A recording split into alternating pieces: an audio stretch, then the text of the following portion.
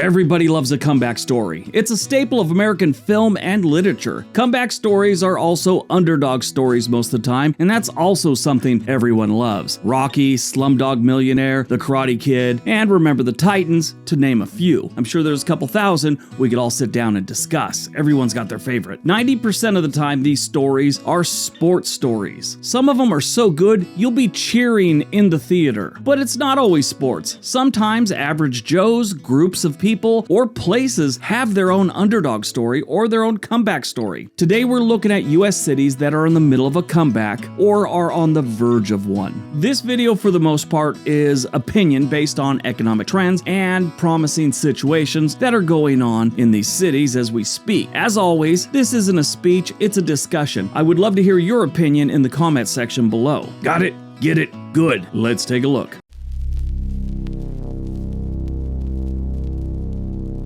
Number 10, Indianapolis, Indiana. Indianapolis has been in bad shape for quite some time. It's sort of under the radar. You always hear about other bad Midwest cities and their level of suckage like Detroit, Chicago, and St. Louis, but Indianapolis, they've been pretty bad for a while. But these days, Indianapolis is on the rise, thanks in part to a booming sports scene and a rapidly growing tech sector.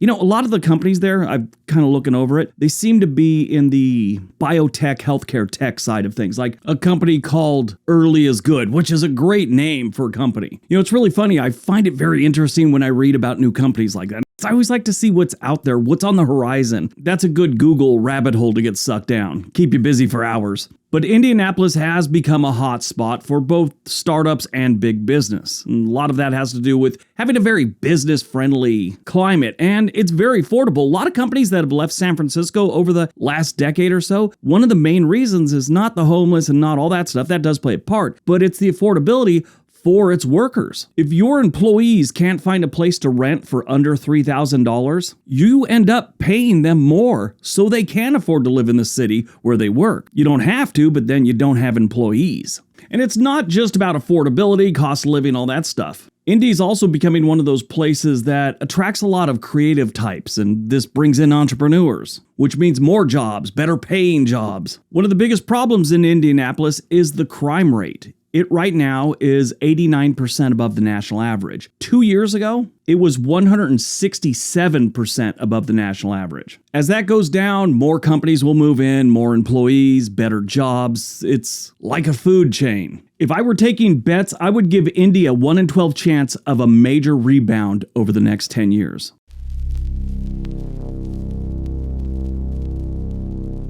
Number 9, St. Louis, Missouri. I just mentioned this in another video recently that I think the importance of St. Louis to the history of this country and to its growth is often overlooked. People always talk about the Civil War, they talk about the Revolutionary War, but the movement west was incredibly important to this country, and most of the people that went west went through St. Louis. If the United States was a football game, St. Louis was that door where all the players run out onto the field. Now, I think St. Louis is about to have a rebound or a revival, whatever you want to call it, because it's got to the point where things are extremely cheap there. You're already starting to see some of the neighborhoods in downtown really make a change. I did a video not too long ago where a guy told me all the great things going on, and he thought this video I did like 4 years ago was wrong and I should take it down because it really didn't paint St. Louis in a good light. Well, St. Louis has sucked for quite some time, and I tried to explain that to him. He called me a few names and I didn't pay attention. I just, continued to, go back and forth with him via email. And it got to the point where I told him he was an idiot. And he got all high and mighty on me. "You're not going to talk to me that way." I was like, too late. He started going on and on about my lack of professionalism. He was going to report me to the FCC. I told him I was going to make a smoothie, but I think bananas are out of season. I also told him the FCC has nothing to do with me putting up videos. He asked who gave me my license. I don't have a license from the FCC to put up videos. He's all, "Are you crazy?" I'm all, "Maybe a little bananas." He goes, "Why do you keep trying to insert bananas?" I was all, "Insert bananas, LOL." And he never contacted me again. But I honestly think after a very long stretch of St. Louis being in bad shape, they're on the rebound right now as we speak. And a lot of it has to do with biotech companies and health services moving in to St. Louis, or at least moving their headquarters there. This is already starting to show that they have better paying jobs popping up in the St. Louis metro area. Crime has gone down a little, but I think as more people make more money and more people have jobs, we'll start to see that go down a lot. Now, if they could just blow up the bridge between them and East St. Louis, they'd be in a lot better shape. If I was taking bets, I would give St. Louis a 1 in 10 chance of having a major rebound or turnaround within the next decade.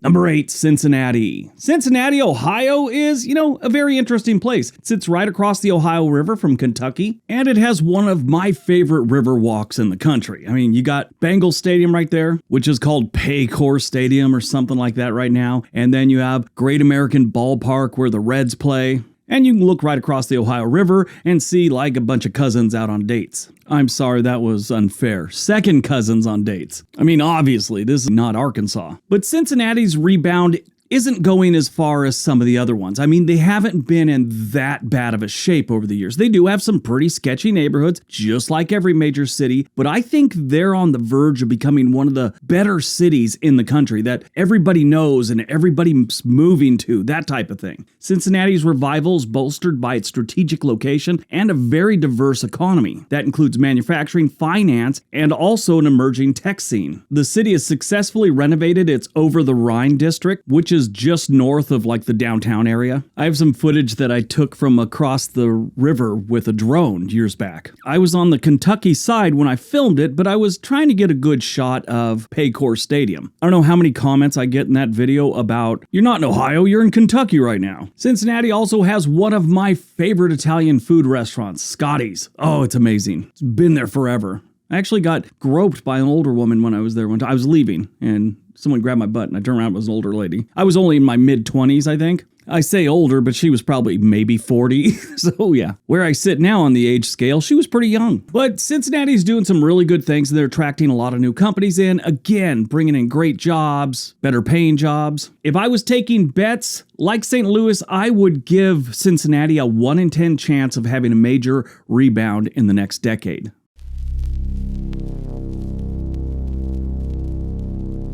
Number 7, Chattanooga, Tennessee. We did a video about 2 years ago about Chattanooga, and I still believe what I said then, that this city is a city that's turning things around. I mean, they've been in the middle of turning it around for a couple of years. They have some crime issues, and they also have some poverty issues, but those are all getting better. They haven't wiped out crime completely, and poverty is still there, but it's getting better. And I think that's going to continue to happen for at least the next handful of years. Now, what's amazing is a few years back, they ended up having the fastest internet in the Western Hemisphere. You'd expect something like San Francisco to have that, New York, Los Angeles. No, Chattanooga was killing it with internet speeds. They did this for a reason. They wanted to get more remote workers to move to Chattanooga, and it worked. Chattanooga is also a great place for people that like to be outdoors, which for millennials and Gen Z, that's very important. If you want to attract people in, make sure you have hiking trails, mountain biking trails, and an indoor rock climbing facility. And no pickleball court. That just draws in the wrong element, in my opinion. Just get a bunch of 30-somethings moving in named Brad and Ainsley. They call themselves athletes. They play pickleball. If I was taking bets, I would give Cincinnati, Ohio, a 1 in 9 chance of a major rebound or continue their rebound over the next decade.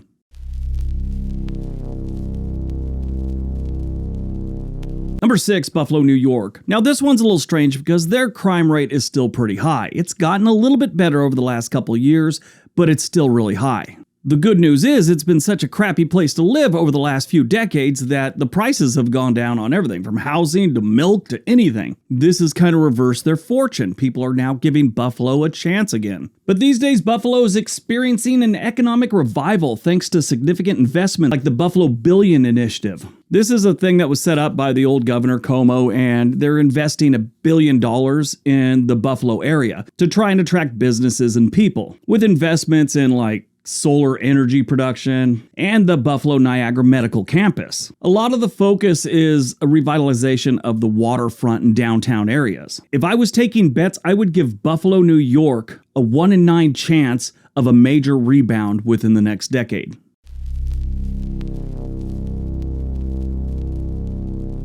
Number 5, Pittsburgh, Pennsylvania. Pittsburgh, Pennsylvania, the Steel City. A lot like Cincinnati, they weren't as bad as a lot of the other ones on this list. So when their revival comes around, their rebound, it's not going to be as drastic, but it's still going to be significant to the city. And in Pittsburgh's case, it's been going on about 3 or 4 years already, maybe a little bit more. Pittsburgh's transformation from a steel-centric economy to a modern tech and healthcare powerhouse exemplifies successful urban economic rebirth. A lot of that is anchored by the universities they have there. Carnegie Mellon University, the University of Pittsburgh. These universities have kind of created this innovation scene in Pittsburgh, like in robotics and artificial intelligence, along with biotechnology. This shift, supported by strategic public and private partnership, has attracted both domestic and international investment in Pittsburgh. This has been stabilizing the city's economy for a few years now. The best part about it, Pittsburgh is still relatively inexpensive when you compare it to other cities.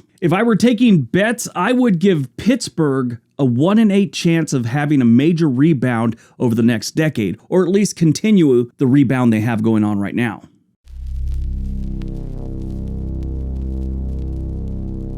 Number 4, Cleveland, Ohio. Cleveland, Ohio, unlike Cincinnati and Pittsburgh, they were so far in the hole, any improvement would look like a rebirth. Hell, you have someone go down to the local park and start emptying the trash cans, people might start yelling revival. In recent years, Cleveland has shifted its economic base from traditional manufacturing to more sustainable sectors such as healthcare and, again, biotechnology. The Cleveland Clinic and university hospitals have become cornerstone institutions, driving economic growth and employment. During this whole time, it's been revitalizing the downtown area, and that's where it's got to start, the downtown areas, and just kind of spread out. Like an explosion of prosperity and hope. Now, they do have a long way to go, very long way to go. Remember, this video isn't about cities that are doing great right now. It's about cities that have some struggles that are starting to show some improvement, so their future is looking better. And I truly believe Cleveland is getting ready to have like a rebirth. It's gotten so inexpensive, it's becoming an option again for a lot of people. I mean, if you live in a dangerous neighborhood, you want to leave because it's dangerous. But if it's so inexpensive to live there, you're willing to put up with a little danger and a little poverty and a little trash on the sidewalk. Some people aren't, and that's fine. But when it gets to a certain point, there's a balancing act. Once it gets to a certain level of affordability, people start seeing it as an option. Sort of like when you hit a dry spell in the dating scene. You start lowering your standards. If I were taking bets, I would give Cleveland a 1 in 7 chance of a major rebound in the next decade.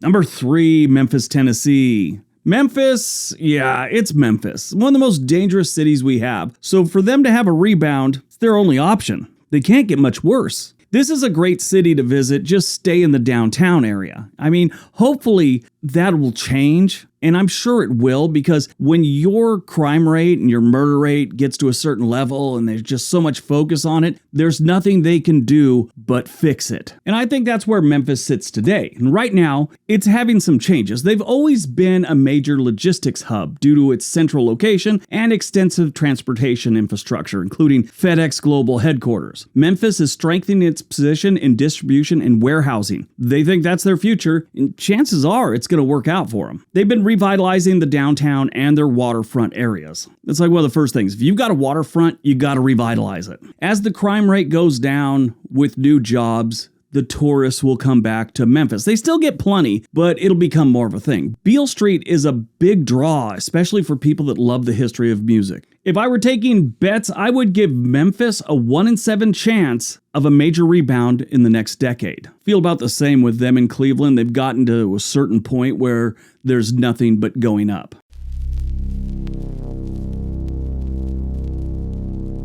Number 2, Reno, Nevada. Reno, Nevada has hit a rough patch over the last few decades, but things have been changing over the last 3 or 4 years, my opinion. Probably a little bit longer, but I'd say 3 or 4 years when we started seeing a difference. For a long time, the standard joke about Reno was, Reno, Nevada is so close to hell you could see Sparks. Sparks is the name of one of Reno's suburbs. Myself, I like the whole Reno area. You're not in the middle of the desert like Las Vegas. Kind of up there in the Sierra Nevadas. You've got Truckee not too far away, which is an amazing small town. You got Lake Tahoe right there. You can also go over and see where the Donner Party started eating people. Yeah, if you don't know the story about the Donner Party, they got stuck in the Sierra Nevadas, not too far from the Truckee, Reno area. This is in the 1800s, so long before Amazon or anything like that could deliver you food. They ran out of food. They started eating their dead. But Reno right now is in the middle of a little bit of a rebound themselves. They're sort of changing from a casino-based economy to technology and logistics, with companies like Tesla and Google setting up operations in the area, which, with those two companies, it rarely ends up being a bad thing.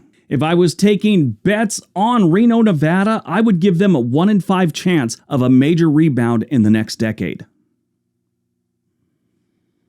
All right, before we get to number 1, if you're thinking about moving to any one of these cities or any place in the United States, there is a link for Home and Money in the description area below. They can get you in touch with a real estate agent anywhere in the country. All right, on to number 1.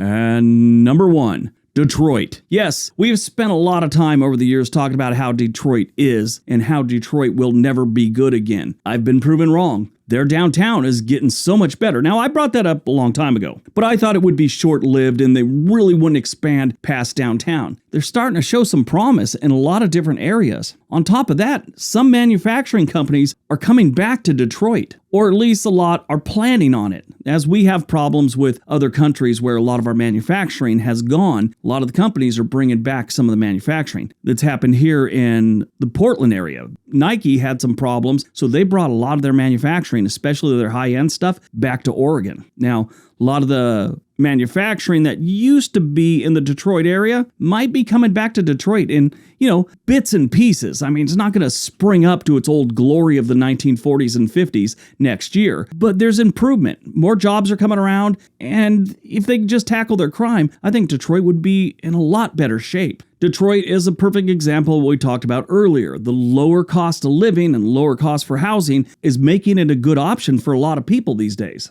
And they do have a serious chance of popping up as a tech hub here in the future. I mean, they already got a little bit of one, but I think that has a lot to do with their future. If I was taking bets on Detroit, Michigan, I would give them a 1 in 4 chance of a major rebound within the next 10 years. All right, that's today's video. Hope you guys enjoyed it. Hope you got some information out of it. Now go out, have a great day, be nice to each other.